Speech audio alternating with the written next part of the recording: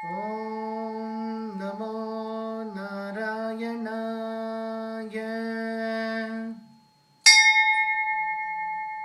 Om Namo Narayanaya.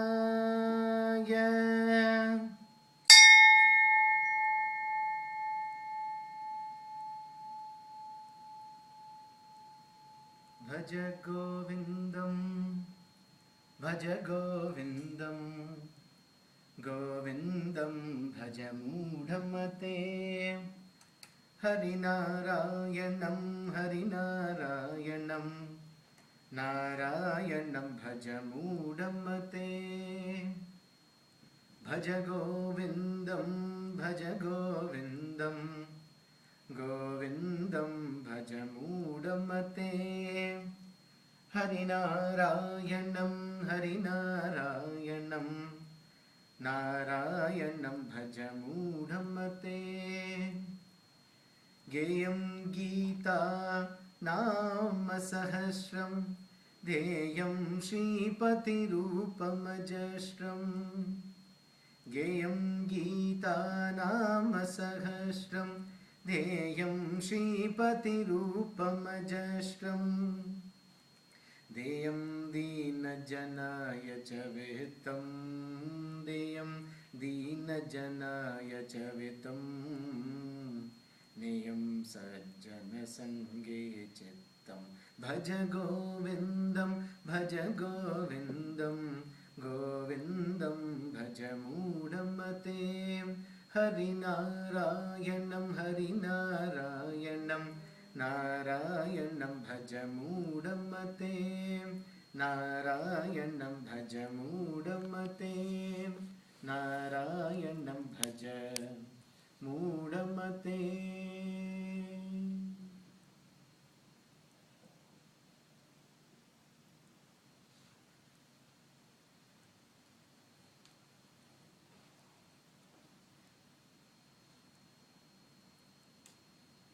If Mamta comes, she had asked me one question, and she had a reference from a bhajan that she was asking me. I'll wait for her on that piece. Last time we talked about Vastu and Vasati. Vastu is generally when we move into a new apartment or a house, we do Griha Pravesh. And one of the main pujas that we do is Vastu Puja. To remove any of the shortcomings that may have happened as we were building the house, or shortcomings that may be in the house. So in order to bring those things into harmony, we do Vastu Puja. And the previous video, please refer to the previous video on that, on the details of why we do Vastu. To continue the discussion on Vastu, Vastu means the root. Vas means to reside. Vasati is to reside in comfort. Everything that we live, we are doing, whether we are working, whether we are traveling, or doing anything for that matter in our life, if it is not comfortable, it becomes a chore. It becomes very hard for us to concentrate. So to continue that harmony in a residence, in a home, please do Sudarshana Homa. Sudarshana Homa is Sudarshan is the discus of Lord Vishnu. Sudarshan represents time. It also represents stability. Once a year. The reason why we do once a year, at least once a year, and you can pick whether it could be your birthday, it could be a wedding anniversary, something which is important that in your milestone in your life. On that day, pick it and do it consistently for the year after year. The idea is that 1 year of human life equals 1 year of the divine, 1 day of the divine life. 1 day. Just like how an elephant, say it lives for 150 years, or tortoise that lives for 150 years, their lifespans are different, real relatives. Whereas our lifespans are probably around 75 to 80, 85 years. So it's all very relative. And you take the life of a housefly, it's only 1 day. That 1 day equals 1 year for that. 1 year, it is equivalent for 1 year, it's only 1 day. It's relative terms that is there. And once the homa is done in your house, the ash that is left behind, it is called raksha. Raksha is that which shall be protecting the entire household. That raksha, you take a portion of it, and you divide that into four, and then you place that, dig it into the ground on the 4 corners of the plot. 4 corners of the plot. Just dig the soil and place the raksha in there, and then cover the soil.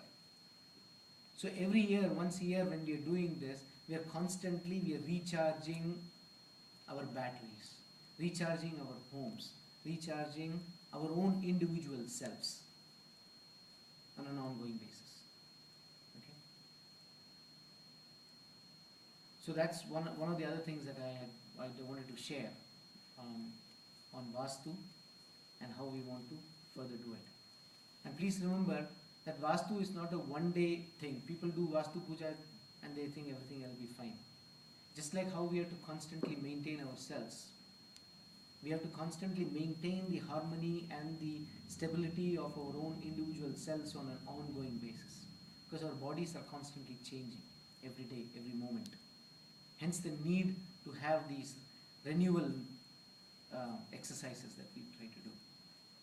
And once you kind of experience it, you automatically will, you will find a great amount of joy, a great amount of satisfaction that just starts to come inside your own individual being. And once that starts to happen, whatever happens inside, you will start to emanate that on the outside. If you're happy inside, you automatically exude that happiness. Same thing on the sadness and things like that. Okay. I had that question related to that. Yeah. Why is there such a direct relationship between what we think and what transpires in our life? Like, why is, What we think and what we transpire. like, Yes. Okay. So of the 8 siddhis that is there, Ashta Siddhi, one of the siddhi which has been listed is Ichha Shakti. Ichha. Hindi mein bolte hain Ichha.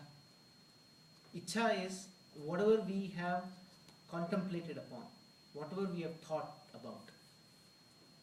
If you really think about your own life, if you wanted to be an engineer, or if you wanted to be a doctor, if you wanted to be whatever you wanted to be, you had contemplated that sankalpam, you put that seed in the mind. The mind is a fertile land. Whatever seeds you put, so shall you reap. So of the 8 siddhis that are there available, one siddhi human beings have been endowed with, all of us have been endowed with, is Ichha Shakti. That siddhi, we already have it. To what extent we are going to be exercising it depends upon each one of us. I've given an example in the past where if you're looking for, say, homes, if you're looking for a particular car, a particular model of a car, suddenly when you're driving on the road, you only see those kinds of cars suddenly appear. Yeah. Why? Ichha. What transpires inside your mind is what is happening. And remember, we are a child of the entire universe. The moment there is something transpiring within ourselves, the entire universe is at our service. Because we are part of the universe. Anytime, especially normally when good things happen in our lives, we really don't care about a lot of things. But when we are down in our life and we are trying to come back, one of the powers that we already possess, and at that time we need to harness that power, is that to say that I am the child of this universe, Prakriti, please guide me. The moment you have opened yourself up to that concept, that thought, just for a moment, and it is a very spontaneous thought that comes in your mind, automatically all the resources will come into play to come and help support you. Another example that I gave you was when the moment we were born, on that day, that moment we were provided with mother's milk. Helpless. As a baby, we do not know what to. But we were provided with that. First thing, Paushtikha. Nourishment was provided. So, that Prakriti which has provided us with that basic need right at the beginning is our fundamental foundation that we forget for the rest of our life till we leave this body. Until then, you have complete full support. It's not the question of belief or faith. It is the truth. It is just that we just forget about it, especially when we are in our down. We think, koi nahi hai. You have the entire universe. You think about the shirt. How many people, how many logistics have gone behind to get you that shirt? We always wear the shirt. We just give some $10 and we wear the shirt and we are happy and we go. Everything, every little things. The entire supply chain of the universe is at your service. When we start to bring our level of awareness from that perspective, it is a very, very humbling experience. And it is also a very loving experience that we are constantly loved. It's just not needed only when I tell you I love you that one has to feel loved or special, because it's Valentine's Day also, right? We have to have a Valentine's Day. Valentine's Day is every day. You're loved every day.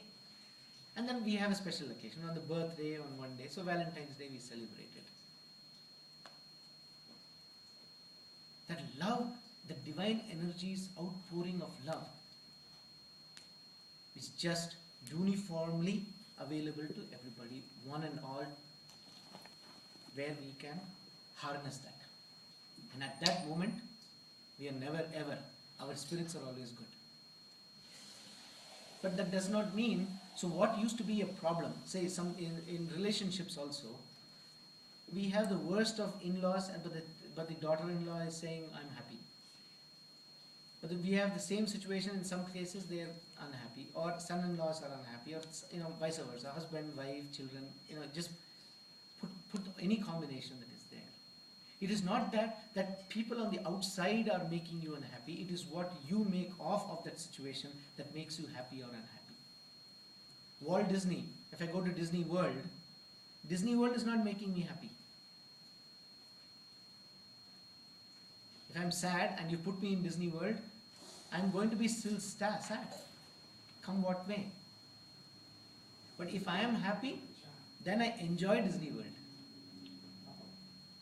It is not the external factors that make us happy or unhappy. And when I was teaching music a couple of days ago, there's a small boy and an older gentleman who learned music from me. The small boy told him when he was making a mistake, hey, you messed me up. He's a 5-year-old boy, spontaneous to this 50-year-old man. And then when he was singing well, he was very happy. So then I asked him, after a few minutes went by, I said, when you were singing incorrectly, what happened? No, he messed me up, that's why. And then when now you're singing well, why, what happened? Oh no, because I'm singing well. So that's what happens to us. At that time it struck me, and we discussed this a few months ago also. When things go well, we say it's because of us. When things don't go well, we always say it's because of somebody else that it got broken. Same thing with relationships. Relationships are going good because of us. Relationships are going bad, it is always the other person who has broken it. We got to look inside. It's the internal state, so your question is very relevant. So it's what you make of on the internal side is what shall happen. Some people come and say, oh, दुनिया में इतना क्यों दर्द है? Why there are so much troubles? We don't see any happiness and things like that. Some other people come and say there's beauty, there's happiness everywhere, constantly. I see beauty everywhere, constantly. Remember, please remember, at this moment, when there is a sunset happening, at this moment, there's a sunrise happening. At this moment, when there is death happening, there is a birth happening. At this moment, right? It's at this moment. So it is all what we make of the perspective which is there. And we are constantly thrown up and down in life. when we talked about the retrospection, the introspection of our lives, which is very important, once again, that is the uniform foundation in order to be able to come to a level of, equanimity. If you look at your own life, and I repeated this in numerous lectures over the past 6 months, what we saw was an up was not necessarily an up in our life. What we saw as a down in our life was not necessarily a down in our life. Ups and downs of life. Because now we are able to look back and we are able to piece the puzzle of our life, because now we have more information of the ups and downs, and we say, oh, I thought I was very happy at this for having gotten the job, or having gotten into the say medical profession, and then you're miserable after that. Or you thought that was not good for you, you say, wow, I'm enjoying it. So it is that retrospection of your data points of your life that I'm talking about, where you have to come to a firm conclusion that there are truly no ups and no downs in life. The only reason why we have an up or a down is because of the limited information that we have at that moment, and we say, okay, this is an up or this is a down. And once you have analyzed it, at least 6 to 8 months of your analysis of your own life, not anybody else's life, at that point, you will have a certain amount of support system through the universe coming to you, and you will say, last time I said this was bad or this was good, let me see whether this is a good or a bad. And then further down, you will start to view your life real time. Real time. Not in the past or not in the future.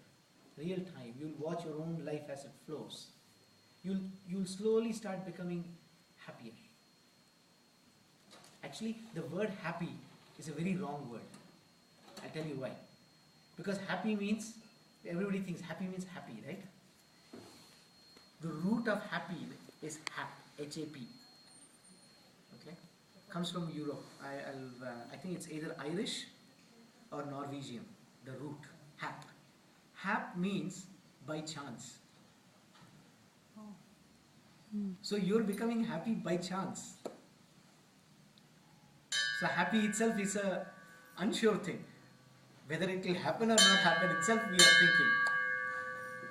Happiness. So happiness is a very wrong word, actually speaking. Maybe Because it says satisfied. Actually, anandam jo hai, anand. Content. Huh? Content. Contentment, yes, to a certain extent. Yeah, that could be. You cannot describe ananda. Neutral.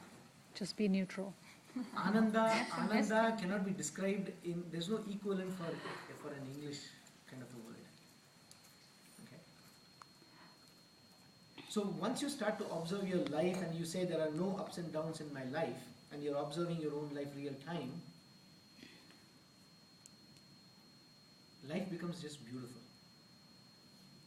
When Krishna talks about the ups and downs and he says there is no up and there is no down, there is no sadness, there is no unhappiness, this is what he means. It is not that if internally I'm feeling sad, yes, I'm feeling sad about certain thing, you will feel sad about it at that moment. Because you can't come and say, oh, now start feeling opposite of sad. But in the chapter 2, when he talks about that there are dvanda means opposites, there are no opposites in life, that's what he's referring to. So, the same situation, when you face the same situation that you may have faced a few years ago or some time back, again when you are facing it, your whole perspective just changes. Yes, Mamta? When Bhishma Pitama was dying and the Arjun was very sad, like he is dying because of me, because I wanted to do, get my revenge from Duryodhana and all. So at that time, did Krishna say, is it all right to feel sad about it, he's leaving, or he got his, moksha? What was his perspective at that time? See, anything and everything to happen in this world, there is a little reason that we always want. A reason has to be attached for anything to happen. If somebody were to pass away, we never say, he passed away, then the immediate question we always ask is what happened? How? We want to know whether it was a heart attack or whether it was some other stomach failure or some other body failure. We need to have the reason behind it. So for Bhishma Pitamaha, for him to leave the body, there has to be a flimsy reason for certain things to happen. Because if there is no reason behind it, people will go crazy. So people want to find reasons why certain things have happened. But if you really look about it, this is all a divine play that is happening.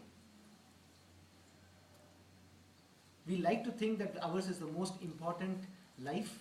We are the most important things in this world. But if you really look at the whole time span of the entire universe, we are just a blip.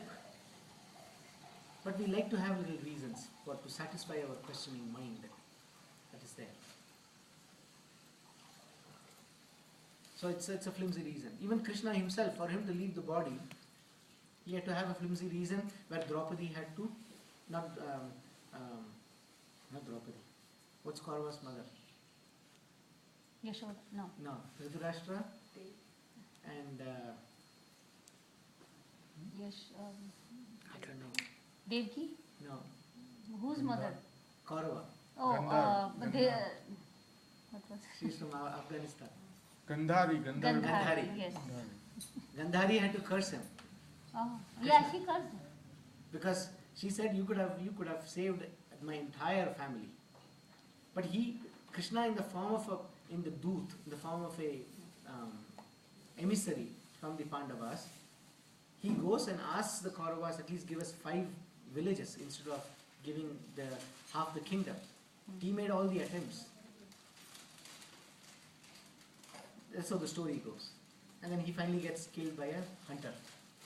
When the arrow comes and hits him on his toe, he leaves the body.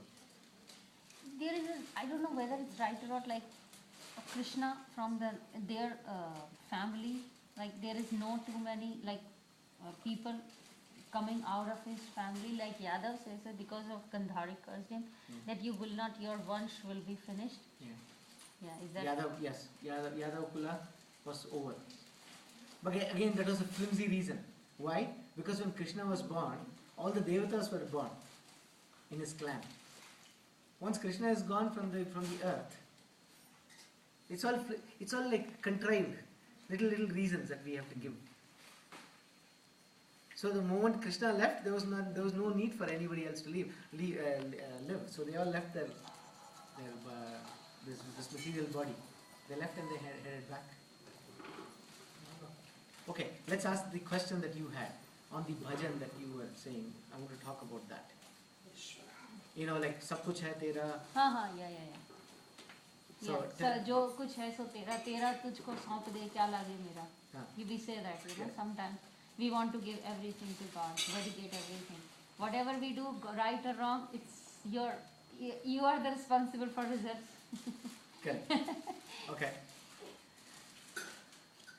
There are 2 ways to play the game of life.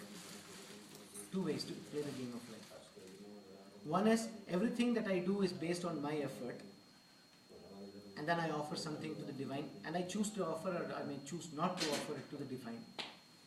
The other one is where he says that you come to me and I shall take care of you. Both ways are fine. Both ways how you want to lead your life. So if you look at his hand, one hand will have his hand which is pointing downwards towards his feet. Yeah? And the other hand, he will have it like this. Left hand. Okay? If you look at Venkateshwara.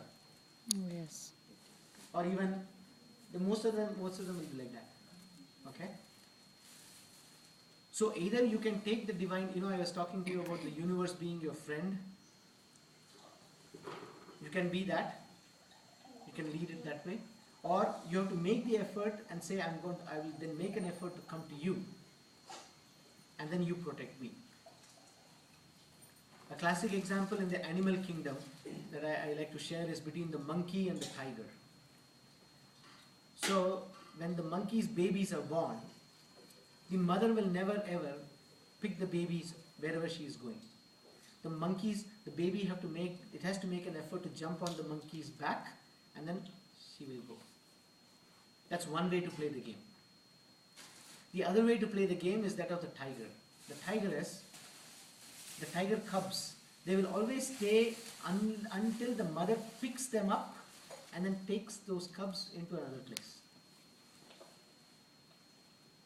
They are also helpless, if you want to think like helplessness. The monkey babies are also helpless. Tigress, their cubs are also helpless. But in both cases, it works. So it depends on, in the initial stages, what happens is, because we have ego, the adult ego, the ahankar which is there, which is residing in us, that makes us say that I shall do it on my own, I will be the person that shall be controlling. Which is fair enough, nothing wrong with that at all. There's nothing wrong. But then you cannot say later on, if I make a mistake, oh, it's now yours. Chit bhi meri, pat bhi meri nahi. Chit bhi meri, pat bhi teri. You can't have it that way. Yeah. Both heads or tails is mine. Whatever may happen. But if you go into the other mode where the tigress and the baby relationship, whether you're putting me in a sad situation or whether you're putting me in a happy situation, both Bhagavan are your prasad. If you're able to play that game, that is fine. But you cannot play and toggle between the two rules of the two games. You can't play cricket and suddenly you can say, I want to have basketball games in the cricket. Or when you're playing basketball, you cannot say, I'm going to have a tennis rule in my other game. Whatever game you choose to play, there are sets rules that are there.